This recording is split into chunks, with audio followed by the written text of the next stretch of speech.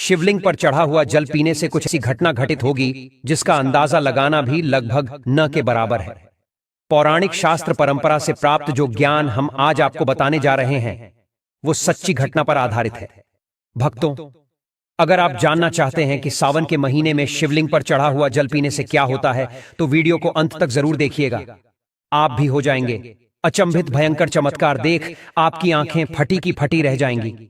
दोस्तों, सावन के महीने में शिवलिंग पर किस प्रकार से पानी चढ़ाया जाए और इसे किस प्रकार से पिया जाए, इसके पीने के फायदे और घर में छिड़कने के फायदे, घर में रखने के फायदे और इसके नियम एवं सावधानी के बारे में बताएंगे। भक्तों, यह जानकारी इतनी खूबसूरत है और इतनी ज्ञानवर्धक है कि शायद ही कोई आपको बताएगा। आपके पास जितनी भी दौलत हो, यह जानकारी पाने के लिए उस दौलत को लगा देना, फिर भी यह फ्री की जानकारी आपको कोई नहीं बताएगा। भक्तों, इससे पहले हम सावन के महीने के बारे में जान लेते हैं। दोस्तों, हिंदू धर्म में सावन के महीने का बहुत अधिक महत्व होता है। सावन का महीना हिंदू पंचांग का 5वां महीना होता है। यह महीना भगवान शिव को समर्पित होता है। इस महीने में शिव भक्त भगवान शिव की विधि विधान से पूजा अर्चना करते हैं और सावन के महीने के सोमवार का महत्व और भी अधिक होता है। इस माह में शिव की पूजा अर्चना करने से सभी मनोकामनाएं पूरी हो जाती हैं। धार्मिक मान्यताओं के अनुसार सावन के महीने में भगवान शिव और माता पार्वती की विधि विधान से पूजा करने भक्त की मनोकामना पूरी होती है। इसके साथ ही सावन के सोमवार व्रत रखने से भोलेनाथ की विशेष कृपा प्राप्त होती है।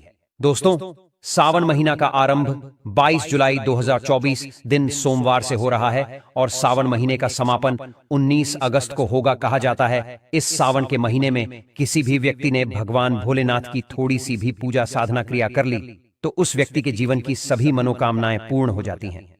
उस व्यक्ति के जीवन के हर कष्ट खत्म हो जाते हैं और उस व्यक्ति के जीवन में धन आना शुरू हो जाता है। दोस्तों, आज की इस वीडियो में हम आपको बताएंगे कि सावन के दिनों में आपको भगवान भोलेनाथ के मंदिर जाकर के क्या क्या भगवान भोलेनाथ को अर्पित करना और वहां से वापस क्या लेकर के आना है ताकि आपके घर की गरीबी, दरिद्रता, परेशानी, कष्ट, दिक्कतें हमेशा के लिए खत्म हो जाए। दूसरी तरफ आपके घर पर सुख, समृद्धि, यश, वैभव, ऐश्वर्य की आपको प्राप्ति हो। ध्यान रखिएगा दोस्तों, सावन का माह का इंतजार हर व्यक्ति इसीलिए करता है ताकि उसको भगवान भोलेनाथ का आशीर्वाद मिल सके। कहा गया है कि देवों के देव भगवान भोलेनाथ अगर किसी भी व्यक्ति को आशीर्वाद दे दें तो उस व्यक्ति का साक्षात काल भी आकर कुछ नहीं बिगाड़ पाता है। इसीलिए आज की इस वीडियो में हम आपको बताएंगे कि कैसे आप सावन के दिन, जो बहुत ही पावन दिन है, इस दिन भगवान भोलेनाथ को प्रसन्न कर सकते हैं।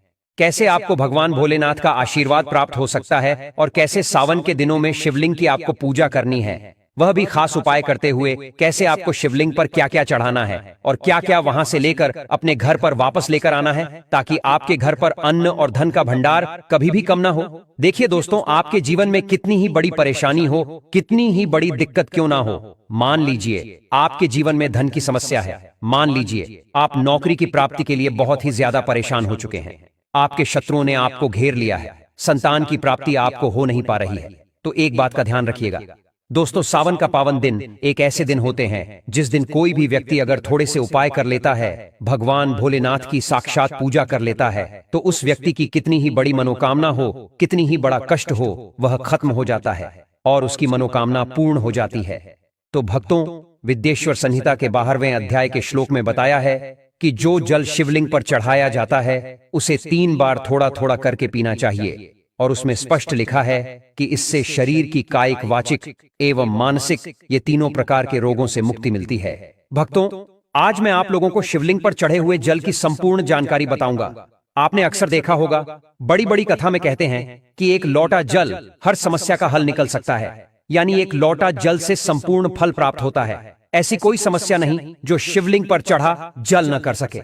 शिवलिंग पर चढ़ा जल स्वयं काल को भी रोक सकता है। शिवलिंग पर चढ़ा जल किसी का जीवन आश्चर्यजनक रूप से बदल सकता है और किसी के विनाश को भी रोक सकता है। दोस्तों, प्राचीन ज्ञान विज्ञान में भी जल तत्व को उत्तम तत्व कहा जाता है।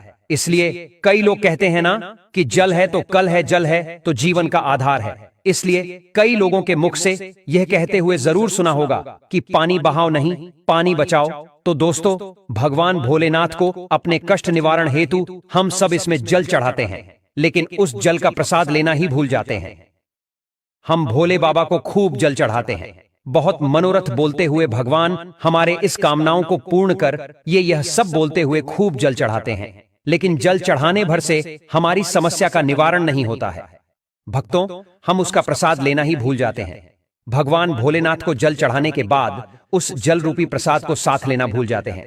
दोस्तों, शिवलिंग पर चढ़ा जल साक्षात भोलेनाथ जी का प्रसाद माना जाता है और हम सब यह प्रसाद रूपी भोलेनाथ जी के आशीर्वाद को ही लेना भूल जाते हैं। तो आज की जो वीडियो है, शिवलिंग पर चढ़ा हुआ जल किस प्रकार से पिया जाए और जल पीने के फायदे क्या हैं, अगर हम पीते हैं तो हमारे जीवन में क्या चमत्कार घटित होने लगता है। भक्तों, जिस दिन हम शिवलिंग पर चढ़ा हुआ जल पीते हैं उस दिन से हमारे साथ में क्या क्या चमत्कार होता है, आइए इस वीडियो में जानते हैं। जानकारी बताने से पहले आपसे विनती है कि वीडियो को लाइक जरूर करिएगा कि दोस्तों, वीडियो लाइक करने का कोई पैसा नहीं लगता है, नहीं दौलत लगती है, बस एक उंगली टच कर दीजिए और लायक हो जाएगा। सच्चे दिल से कमेंट बॉक्स में लिखना ना भूलें, हर हर महादेव, ओम नमः शिवाय। मात्र भोलेनाथ का नाम लिखने से ही शिवलिंग पर एक लोटा जल अर्पित करना माना जाता है। तो आगे बढ़ते हैं वीडियो में दोस्तों। सर्वप्रथम तो मैं आप लोगों को जल पीने के प्रयोग बताऊंगा, इसके बाद छिड़कने और रखने का प्रयोग बताऊंगा।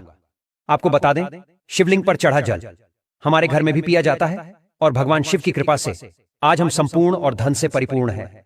तो जल पीने का प्रयोग कुछ इस प्रकार से है। शिवलिंग पर चढ़े हुए जल को पीने से आरोग्य की प्राप्ति होती है। आरोग्य अर्थात आप बीमार नहीं पड़ते हैं। इसको पीने से काफी लंबे समय तक बुखार नहीं आता। बुखार सीधे आता है तो 5-7 सालों के बाद आता है। जो लोग वायु परिवर्तन होते हैं, अर्थात जैसे मौसम में बदलाव आते हैं, तो बहुत सारे ऐसे लोग होते हैं जो कि निरंतर बीमार पड़ते हैं, तो उनके लिए रामबाण साबित होता है। शिवलिंग पर चढ़े हुए जल को आप पीते हैं तो हमेशा आरोग्य रहेंगे। और एक खास बात, अगर आप लोग रोज शिवलिंग पर जल नहीं चढ़ा पाते हैं तो किसी भी समय में जल चढ़ाएं, कोई बात नहीं। आप शिवलिंग पर चढ़े हुए जल को इकट्ठा करके किसी बड़े से बोतल में एकत्रित करके रख लीजिए और थोड़ा थोड़ा नित्य पीजिए। यह जल पीने से आपको आरोग्य की प्राप्ति होती है। यदि आपकी आंखों में बार बार दर्द होता है, धुंधलापन सा आ जाता है, चश्मा लग गया है, दिखाई कम पड़ता है, सुबह उठते समय आंखों में दर्द होता है, जलन होती है, तो ऐसे में शिवलिंग पर जल से चेहरा धोने से, आंखों पर जल छिड़कने से आंख संबंधित बीमारी रोग दूर हो जाते हैं। दोस्तों, मेरी आंखें भी जब खराब हो जाती हैं तो मैं भी इसी जल से अपनी आंखों को धो लेता हूं, तो समस्त आंखों के रोग दूर हो जाते हैं और आंखों की रोशनी भी फर्राटेदार तेज हो जाती है, बढ़ जाती है।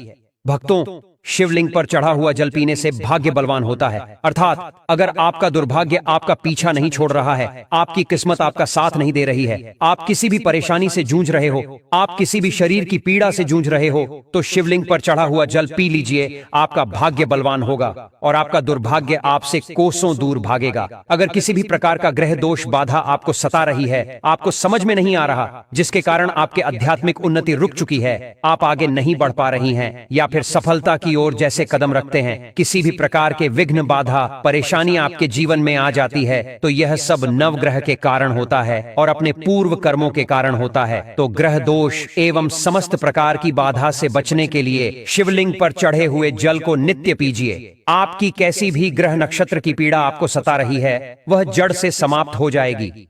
दोस्तों, शिवलिंग पर चढ़ा हुआ जल पीने से शरीर का जो कायाकल्प होता है, अर्थात जैसे कि आपके शरीर में बुढ़ापा आ चुका है, आपके शरीर में ताकत नहीं बनती, आपके शरीर में जोश नहीं है, आपके शरीर में शक्ति नहीं है जो कि पहले थी, तो अगर आप भी उन्हें अपने शरीर का कायनात करना चाहते हैं, तो अपने शरीर में नई ताकत लाना चाहते हैं, नई ऊर्जा का एहसास करना चाहते हैं, तो शिवलिंग पर जल को पीना शुरू कर दीजिए। आपके शरीर में पुनः नई ताकत आएगी। अगर आपके द्वारा किसी भी प्रकार के पूर्व पाप हो गए हैं, जिससे आप पश्चाताप के रूप में आप उन पापों से मुक्ति पाना चाहते हैं, तो नियमित शिवलिंग का जल एक एक ढक्कन जल को पीना शुरू कर दीजिए। बीच में गैप हो जाता है तो आप एक काम करना, शिवलिंग पर जल को इकट्ठा करके किसी पात्र में रख लेना और इसे पी सकते हैं। तो इससे पाप का भी नाश होता है, पाप का शमन होता है। दोस्तों, अगर आप किसी मंत्र को सिद्ध करना चाहते हैं और आपको ईश्वर से वार्तालाप करनी हो, तब ऐसे समय में शिवलिंग पर चढ़े हुए जल को पीने से और नित्य एक माला ओम नमः शिवाय का जप करने से सिद्ध की प्राप्ति हो जाती है। आपको बुरे से बुरे, अच्छे से अच्छे संकट का शुभ समय का पहले से ही आभास हो जाएगा। आपको ढेर सारा लाभ मिलता है।